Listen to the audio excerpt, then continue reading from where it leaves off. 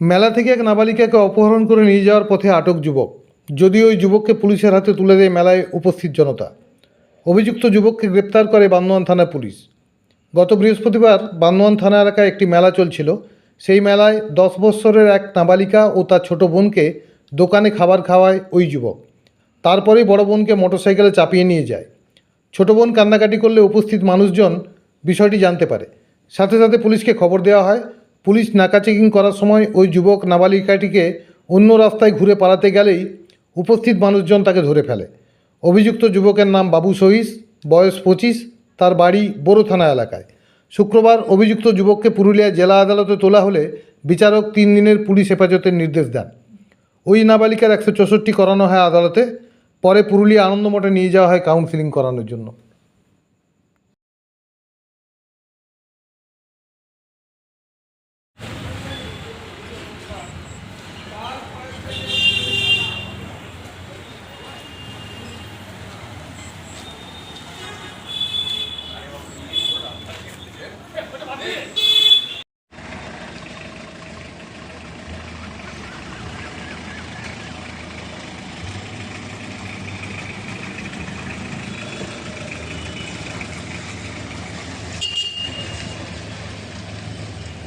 চলো না